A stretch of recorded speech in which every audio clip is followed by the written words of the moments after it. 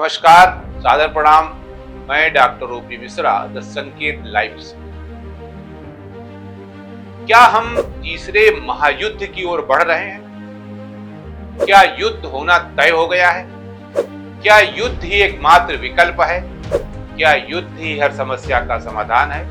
ये कुछ ऐसे प्रश्न हैं जो प्रत्येक बुद्धिजीवी के जहन में इन दिनों उमड़ रहे हैं। वैसे अगर सीधे सीधे बात की जाए तो ये लड़ाई यहूदी राष्ट्र के अस्तित्व और शिया मुस्लिम बहुल देश ईरान और उसके छद्म गुटों के बीच वर्चस्व की जंग है। इससे भारत का यद्यप कोई लेना देना नहीं, लेकिन एक जिम्मेदार लोकतांत्रिक देश होने के नाते विश्व की गतिविधियों पर नजर रखना भी हमारा पुनीत कर्तव्य है।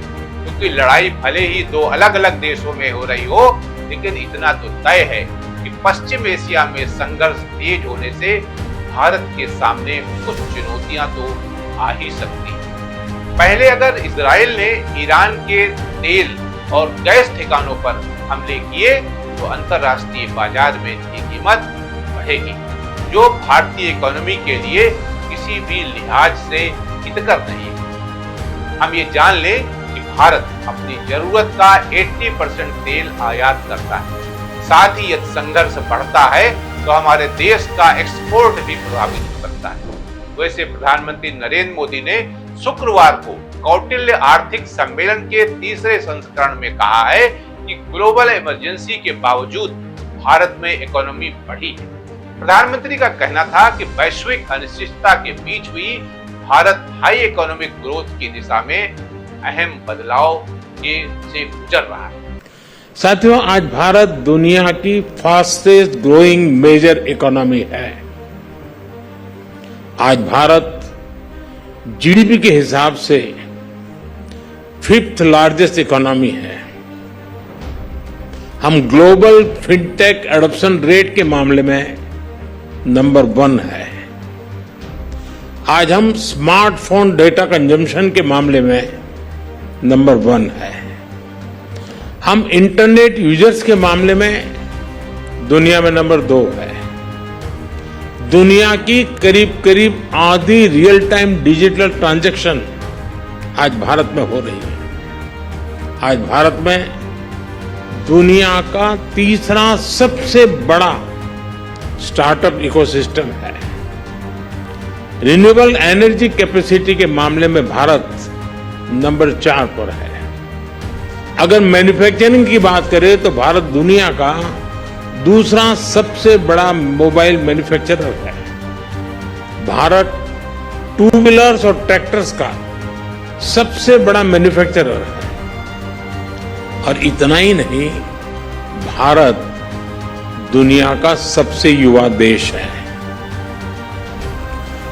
ऐसे में हमें इस युद्ध को लेकर बहुत ज्यादा परेशान होने की जरूरत नहीं, लेकिन जिन देशों को लगता है कि युद्ध ही तमाम समस्याओं का विकल्प है, उन्हें भारत के चरणों में बैठकर इस बात की दीक्षा ग्रहण करनी चाहिए कि शांति का भी कोई विकल्प नहीं है।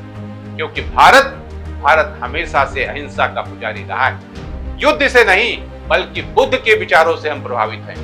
आज तो लोग ये कह रहे हैं कि अहिंसा से क्या होगा, तो उनको मेरी ये सलाह है कि भारत का इतिहास पहले पढ़ें और फिर उस पर अमल करें कि कैसे सिर्फ धोती पहनने वाला एक नंगे फकीर ने अपनी लाठी से अंग्रेजों की बंदूक को खामोश कर दिया और उनको देश छोड़ने के लिए मजबूर कर दिया था। वैसे मैं जानता हूं कि 2014 के बाद से ही भारत में एक सोची समझी रणनीति के तहत गांधी के खिलाफ माहौल तैयार किया गया और अब भाई लोग ये कहने को तैयार नहीं होंगे कि साबरमती के संत तूने कर दिया कमाल। खैर कोई बात नहीं, क्योंकि हम बात तो कर रहे थे कि क्या तीसरा विश्व युद्ध होने की संभावना है क्या।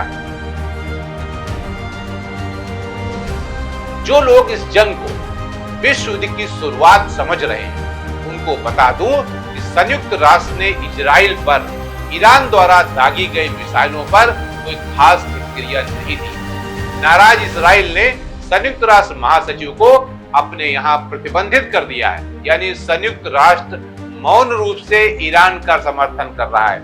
ऐसी परिस्थिति में विश्व युद्ध की कोई आशंका नहीं होनी चाहिए। हाँ, इजराइल समर्थक देशों द्वारा मध्यस्थता का प्रयास किया जा सकता है। ईरान को पश्चिमी देश, खासतौर से अमेरिका, हल्के में नहीं ले सकता, क्योंकि पश्चिम एशिया में इस समय अमेरिका के लगभग 1 लाख सैनिक अलग अलग देशों में तैनात हैं, और अगर कोई अनहोनी होती है तो उसके सैनिकों व अड्डों पर इसका प्रतिकूल प्रभाव पड़ सकता है।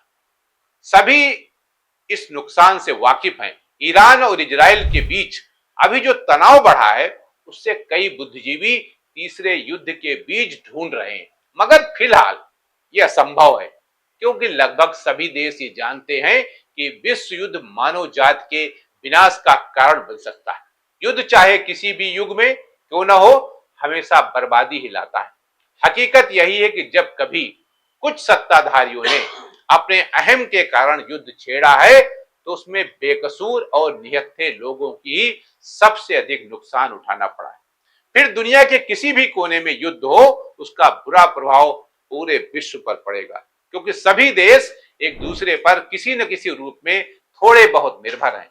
ईरान और इजराइल के बीच जारी तनातनी का दायरा यदि बढ़ता है, तो विश्व को आर्थिक नुकसान भी होगा, क्योंकि एक तरफ तेल की वैश्विक आपूर्ति प्रभावित होगी, तो दूसरी तरफ कारोबारियों का माल अटक सकता है। यही नहीं, अब जिस तरह से मिसाइलों से हमले किए जा रहे हैं, इसका पर्यावरण पर भी बहुत बुरा असर पड़ने वाला है। ऐसे में सभी जिम्मेदार नेताओं को ईरान के आपसी तनाव को कम करने की दिशा में सक्रिय हो जाना चाहिए। अभी कोई ऐसा काम नहीं होना चाहिए जिससे जलती आग में घी पड़ जाए। विश्व युद्ध कितना भयावह होता है, वो कोई जापान से पूछ सकता है। बेशक इस देश ने आज अच्छी खासी तरक्की कर ली है, लेकिन इसके सीने में लगे महायुद्ध के घाव अब भी कभी कभी टीस देते रहते हैं, जबकि वो तो दूसरा युद्ध था, दूसरा विश्व युद्ध था। आज कई देशों के पास मानव संहारक हथियार हैं, इसलिए तीसरा महायुद्ध कहीं अधिक विध्वंसक हो सकता है। फिलहाल इसकी संभावनाएं ना के बराबर है। आज के लिए इतना ही। नमस्कार।